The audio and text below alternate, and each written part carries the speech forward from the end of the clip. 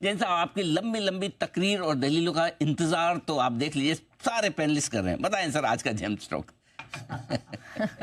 Anil ji, 3.5 minute का average है, मैंने निकाला था क्या बात कर रहे हो? आपके जेम्स का। यस, टोटल इतना टाइम है आपके पास टाइम की एवरेज निकालने का? 4 मिनट 15 सेकंड, या कोई दिन 3:33, मतलब 3 मिनट 33 सेकंड, ये क्या ट्विटर पे डालते हैं ना अपन, हम्म। वो सारा मैंने एवरेजेस निकाला।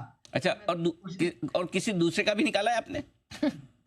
नहीं, मैं दूसरे का नहीं निकाला वेरी फ्रेंकली अनिल जी। मुझे और बेटर करना है कि मैं ये कोशिश कर रहा था कि इस 3 मिनट में और बेटर कैसे कर सकता अच्छा, हूं। ये जो 3 मिनट सवा 3 मिनट का जो एवरेज आया है, जैसे अभी आपने 3 मिनट में से ये बात की, ये इसमें काउंट होता है कि नहीं होता है? ये नहीं होता। ये नहीं है। हाँ, जो एक्चुअल स्टॉक का टॉक टाइम है ना सर, मैं उसकी बात कर रहा हूँ सर। बंसल जी तो वो भी काउंट कर रहे हैं ना, आप समझिए। नहीं, वो तो वो अनिल जी देखो, वो तो मेरी वो है कि भाई आपके साथ सुबह सुबह समय मिलता है तो 2-4 मिनट तो ये तो लेना ही पड़ेगा अनिल जी। बिल्कुल ठीक बात है। वैसे ऐसे तो बंसल जी का गिनेंगे तो बंसल जी की रोज की एवरेज 20 मिनट की आएगी। अरे ये देखो, ये फिर अपनी एवरेज बढ़ा रहे हैं बंसल जी। जी बंसल जी। और आपकी तो जहां पे भी आप ग्राउंड इवेंट्स पे जाते हैं तो लोगों को बहुत मजा आता है कि अरे तो बड़ा मस्ती मजाक और जो माहौल बना रखा है कुणाल जी, बंसल जी, आपने और हम सब ने ही पूरी कोशिश करते हैं। जी बंसल जी। जैन साहब, आप अनिल जी से वार्तालाप कर रहे हो, गिन भी नहीं रहे हो, तो आपको मालूम है वो अनिल जी अपनी टाई दे रहे हैं तो उसके लिए लाइन लग गई है। लाइन में सबसे आगे मैं, उसके बाद कुणाल जी, उसके बाद सेठी साहब भी आगे हैं। तो आपको भी लगना है तो लग जाओ। अभी ये सुमित जी वगैरह को मालूम नहीं है, इसकी भी कतार लंबी होने वाली है।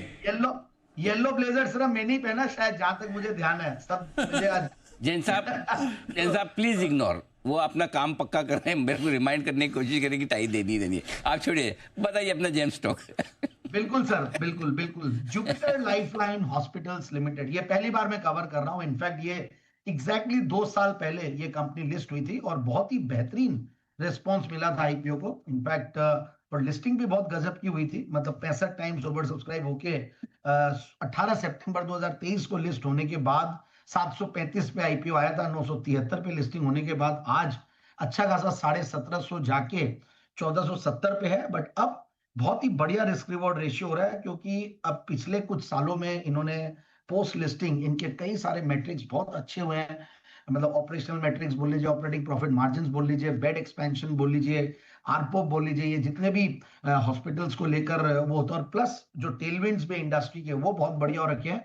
सबसे इंपॉर्टेंटली जो इंश्योरेंस का जो जीएसटी बेनिफिशियरी होगा, hospital will be one sector जहां पे बहुत जबरदस्त बेनिफिट मिलेगा, क्योंकि हेल्थ इंश्योरेंस में लोग अब अपनी एनहांस्ड लिमिट करेंगे और ज्यादा से ज्यादा इंश्योरेंस का पेनेट्रेशन होगा।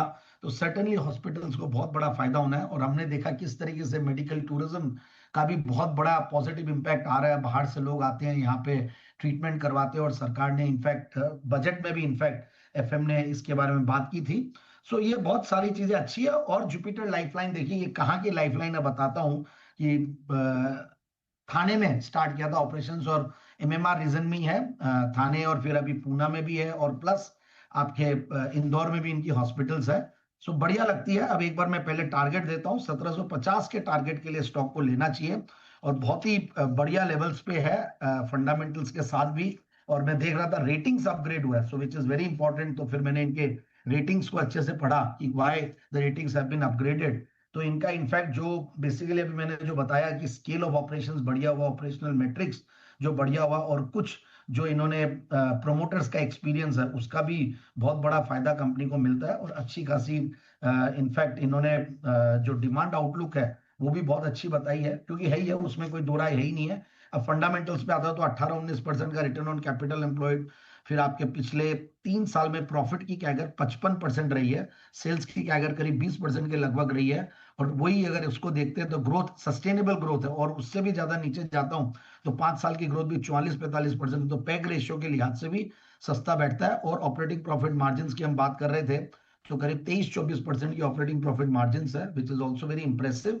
और क्वार्टरली रिजल्ट्स को मैं देख रहा था तो जून 2024 और जून 2025 मतलब ऑलमोस्ट बराबर से ही है। बट जो पिछले 2-3 क्वार्टर से सितंबर और दिसंबर वो बढ़िया, और आगे का मुझे माहौल बहुत बढ़िया लगता है, जो कि मैंने जहाँ सारे जो रीजंस बताए कि उसकी वजह से बढ़िया लगता है। और बाकी एफआईआईज डीआईआईज भी ठीक ठाक होल्ड करते हैं, मतलब बढ़िया। इनफैक्ट कई हेल्थ केयर फंड्स में जगह मिली हुई है इसको।